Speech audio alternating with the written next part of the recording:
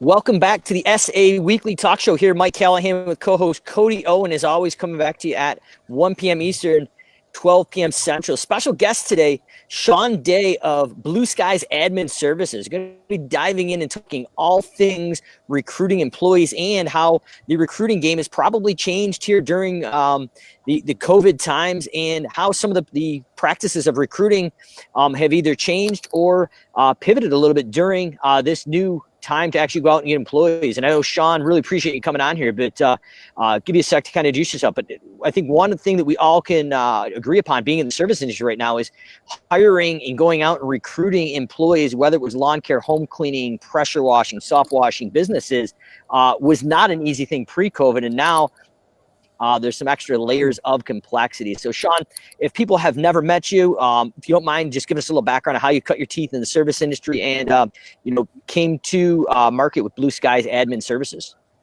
Sure. So good to be here. Thanks for having me. I owned a cleaning company for about 20 years. And about 4 or 5 years ago, I told my wife, hey, let's get this thing ready to sell and get it ready. Maybe in 3 years we'll sell it or so. About 2 months after that conversation, I sold my business to Blue Sky Services. Things just rumbled into place. And so our strategy as we consolidated, Blue Skies was mainly at that time an exterior cleaning company. I had the inside stuff. Let's get together and do it. So we ended up, as part of our strategy, buying other cleaning companies. And what we found out rather quickly was we suck at recruiting. We thought we were pretty good at recruiting. We were no good at recruiting. And what happens is, you buy a company with 30, 40 employees, something like that. And George has owned it for, 30 years, and George goes away to retire. About 8 or 9 of their staff goes away because George goes away and Kathy goes away. And so what we did was, I said, we're never going to be able to execute on this unless we put a world-class automated system together for our own company. So we did that. We were able to grow. It's very unlikely that we're short-staffed for very long at all anymore in any market, labor market. And what had happened, Mike, was we had a bunch of our colleagues, power washing companies, buddies, and a lot of people I've known for years in the cleaning industry saying, how are you doing these things? And we scratched our head and said, hey, man, there is a huge untapped niche here. Nobody's helping our businesses, our buddies out there that own cleaning companies, home service companies, lawn companies. And so we started a recruiting service. We've done it now for about 2.5, 3 years, and we service well over 100 clients now. And that's how we sort of stumbled our way into this thing.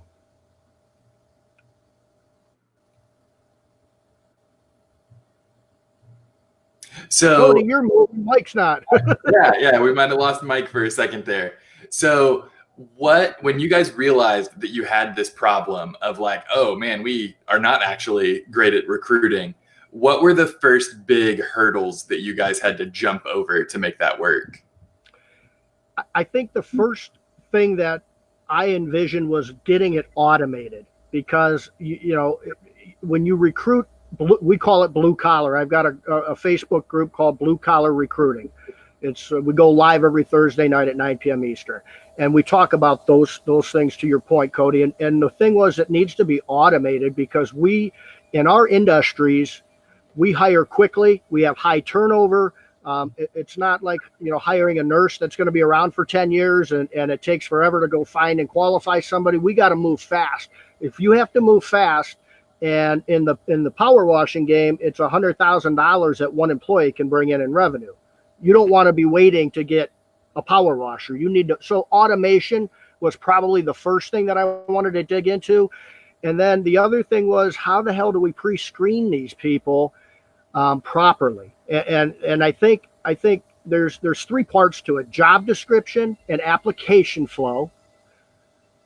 Then there's how do you screen it when you get all these applications coming in, and how do you automate it? Because I don't have all day to look through literally 500 to 1,000 resumes every day. And that's the number one hurdle that all of our clients have when they've come to us, is I don't have time for this stuff. Mm-hmm. So you introduce automation into this cycle, and that takes a lot of the like labor burden off of you to have to review all of these clients, all of these applicants. Yeah.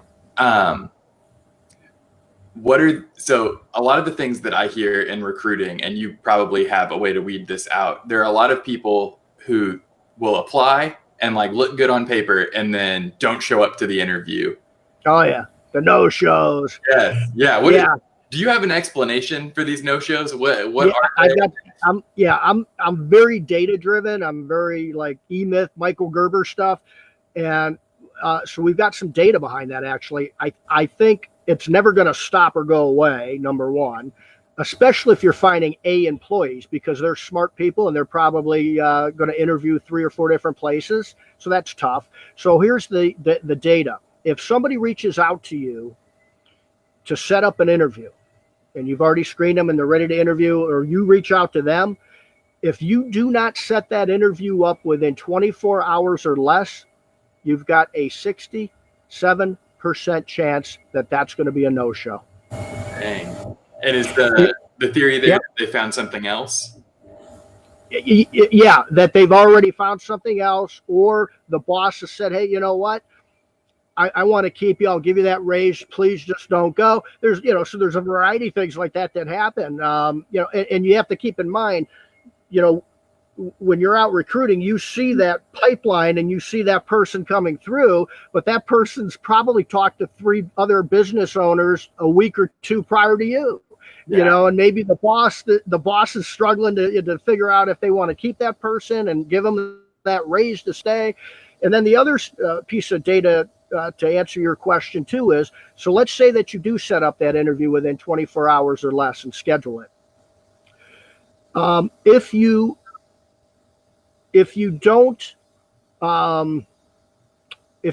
don't reach out and get back to them within 24 hours, 67% chance. You've got another 23% chance if you don't follow up and confirm it. And our philosophy on that has changed. We used to say, if they don't show up, to hell with them. Well, would you do that in marketing? Okay. Marketing, again, a client, marketing and recruiting are so much the same. It's scary how similar they are. You wouldn't do that in marketing. So you chase down prospects and you give them an estimate. You want to do business with them. You chase them down a little bit until you better do that with an A player, because they don't last very long in this market. Mm-hmm. Absolutely. So, I mean, it sounds like building an automated system solves a lot of the problems that most service businesses run into in recruiting. So what is your, like, if we're thinking about it in a marketing context, what does your top of funnel look like for recruiting? Great question. It's very similar. So, our funnel on the top is as big as the globe. It's huge. I don't care how many, we hear this all the time. I get 100 applications from Indeed and they all stink. We hear that all the time. And it's true. It is true. But what tends to happen is we want this huge funnel on top.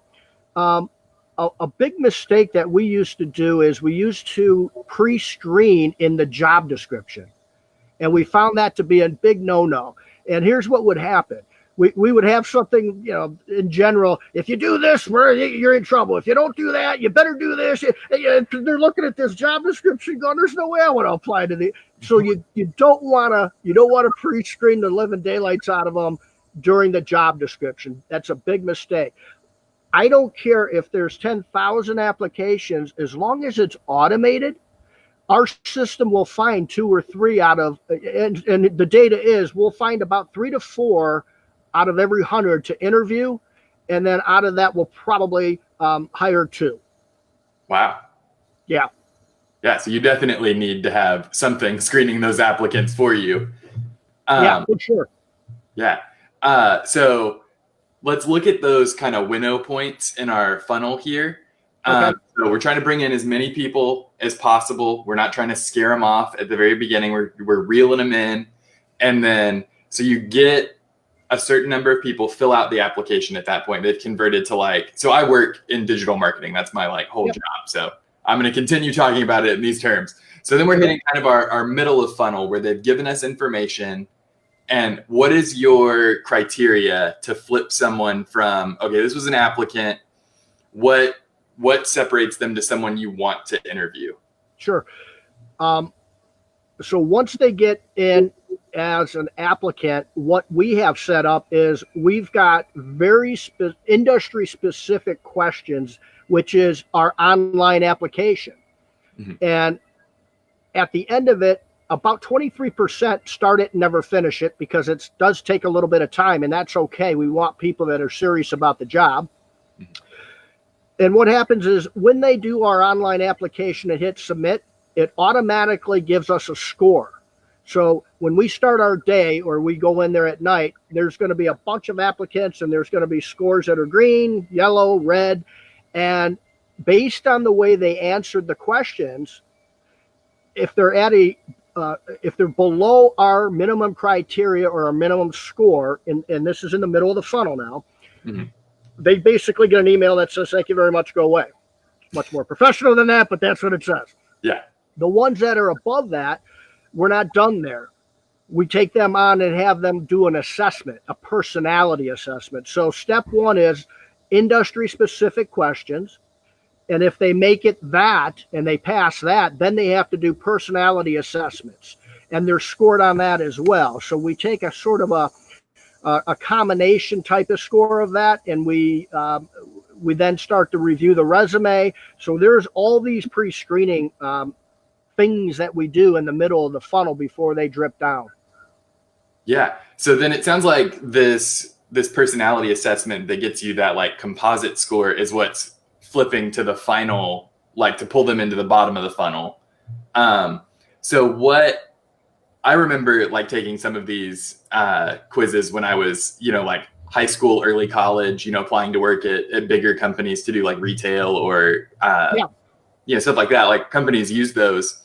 Is this kind of the like among retail workers, they're kind of known as the would you steal quiz? Is that kind of what we're talking about, or what does that look like?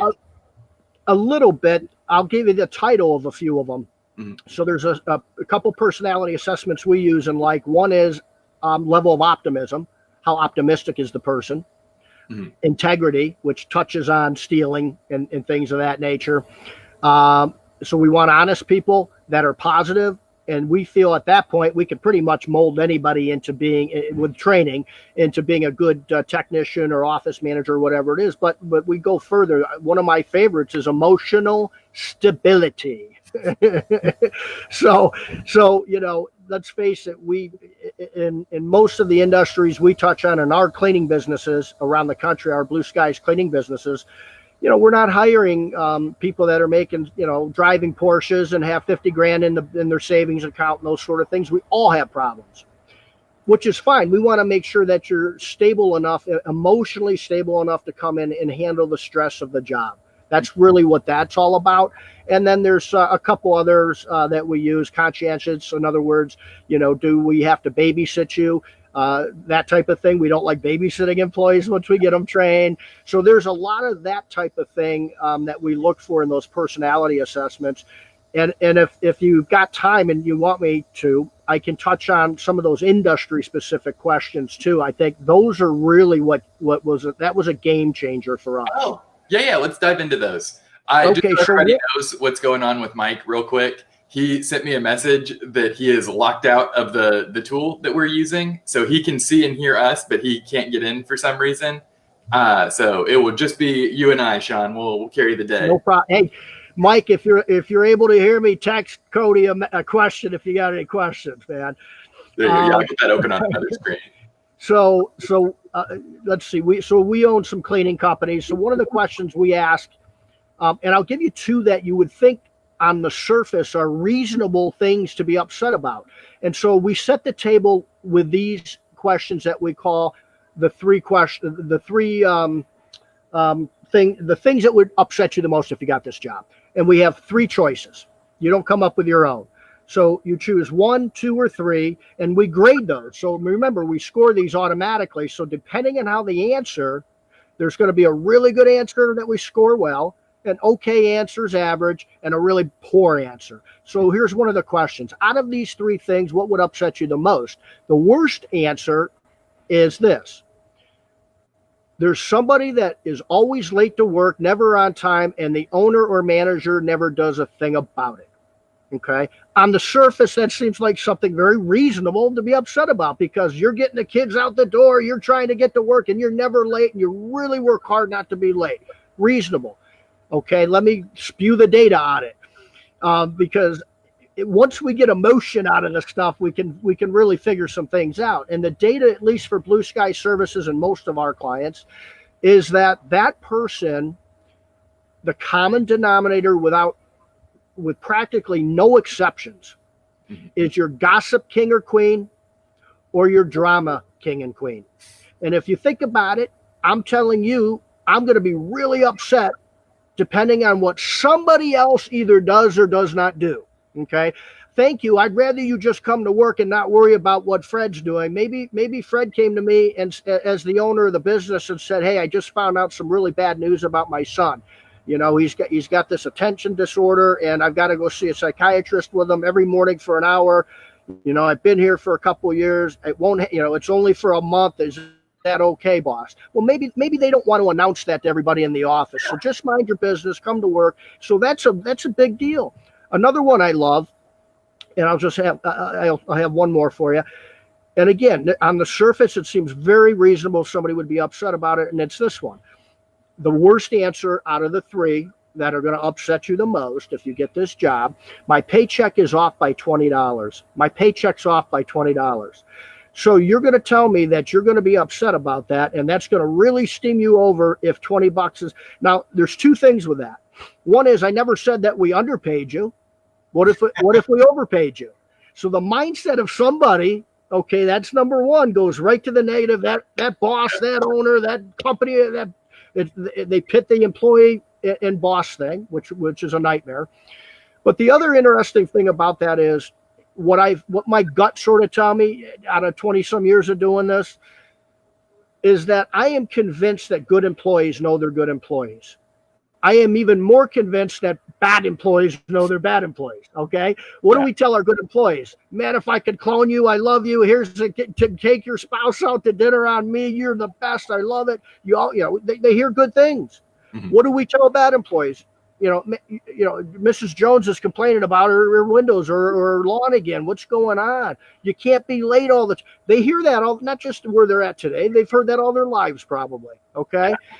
That's what they hear. So the mindset of a good employee, their mind doesn't go to that answer because they know they're going to be taken care of. It might have been a mistake, but they know that they're going to be taken care of. Because if it happens with me and my employees, I'm taking money out of my pocket called cash and going, here, I got a 50 or a couple 20s. I'm sorry I was 20 off. It'll never happen again. Okay. Yeah. If you're a bad employee, the chances of me pulling money out of my pocket are pretty slim and none. If I keep wondering where you're at, why you're not showing up and you're breaking things all the time. Okay. I think that's a reasonable thing to think that that's something to be upset about, but the data shows completely different. Yeah. Kind of looking at where their mind goes when they see a little bit of a vague thing. They can take it a positive way, they can take it a negative way, and looking for what they're going to do, because that's how they're going to handle a normal problem that arises. Yeah. And you know what's really cool about it? One of the biggest challenges I had in developing the system, and most I think have or don't think about, is matching your culture in your job description and all the way through that funnel that you call the funnel. And I think some of these industry specific questions lay that out. And I'll give you another example of that and how you can match culture, which is huge. And that is, most house cleaning companies, for example, don't work on weekends, don't work nights, and don't work major holidays. That's pretty much a commonality in a lot, hundreds of cleaning companies around the country. So one of the questions I like to ask is, and it's advertised that you don't. That's a selling point. You don't work weekends. You don't work, And so what happens is, I'd like to ask the question, which one of these three things would upset you the most? And the worst answer is, I have to work 5 Saturdays in a row, and I was told I didn't have to work weekends. Mm-hmm. And so our culture, at least at Blue Skies, is literally one of our core behaviors is plow horse. We work like a plow horse, do whatever it takes to make that customer happy in reasonable terms. So I don't like when somebody says I can't work on a Saturday. That bothers me. It's not part of our core behaviors. It's not part of our company culture at all. Mm-hmm. And that happens in lawn care companies too, when like they don't work Saturdays, but it rained all week and we have to mow it up, or we're gonna, we're not gonna make payroll if no one pays us to mow their lawn. Exactly. Yeah. So what are kind of to wrap up here?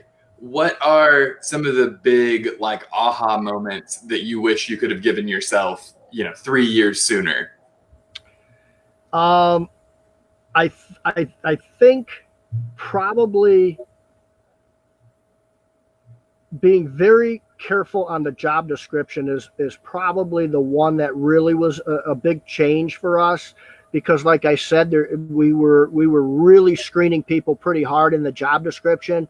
Mm-hmm. And when you read back through some of the things we used to do, I wouldn't let my daughter apply for a job with us. There was just it was too negative. It was too, you better do this, you better not do that. And it's like, it just wasn't good. The other thing, and I'll give it, this was huge, and I recommend this for everybody out there listening. What we did was, once we did hire somebody, okay, one of the things that we did was, we knew a new person would come in on their first day. We actually had somebody waiting by the door for that person. And when they noticed that person driving into the parking lot, they were to run out by the car with a big smile. So we would find the most, positive human being that would love that type of job. And it's sort of a fun, goofy thing if you let it be. So that personality, that person runs out there. The first thing they see on the first day of their job is this smiling son of a gun sitting there, can't wait to meet you. You already know their name. Don't ask them their name. Hi, Michelle. My name's Joanne. Nice to meet you. We've been waiting for you. We can't wait to see you. We got either coffee or juice for you. We've got donuts, bagels, or fruit, whatever you want. That's what somebody wants to hear on their first day. What typically happens, and what was happening prior to that was, how much does that cost, by the way? About nothing. A little bit of breakfast. That's nothing. So one of the things we used to do is, somebody would come in, there'd be 3 people outside smoking a cigarette going, man, this Monday suck. I can't stand this. I can't believe Mrs. Jones, she sucked. That's what they hear. That's what they hear on their first day of work. They're not going to last long. Yeah. And it doesn't cost you anything. It really doesn't. Yeah. Well, Shawn, thank you so much for joining us today. Mike usually does the wrap up. So this will be up on Spotify and other podcast apps here in the next couple of days if you want to re-listen, or if you want to subscribe so you can listen in the car to future episodes. We're back every Friday at noon Central. I'm not going to try to do the other time zones because I will mess them up. But Shawn, thanks so much for helping us out today. And just to remind people, where can they find you online? Sure. The best way to do it is probably just to message me on Facebook. Okay. If not there, you can go to yourblueskies.com. Yourblueskies.com. But Facebook's the easy way. If you look up Blue Collar Recruiting, we've got a Facebook Live every Thursday night. We've got about 600 members in the group. We usually get about 3,000 views, something like that. 9 p.m. Eastern time every Thursday night, we have a Facebook Live going on. And I'll be more than happy to talk shop with anybody out there. We do have a recruiting service. We can give you a demo of how we can help you. 15-minute demo, but I'm more than happy to answer any questions. I've been doing this long enough. I don't hard sell a thing. If you want to use us, that's fine. If not, I love talking shop. I'll help you in any way I can. Awesome. Shawn, thanks so much. All right, Cody. Take good care. Have a good weekend now, bud. You too. All right. Bye-bye. Now we're waiting for Mike to disconnect us.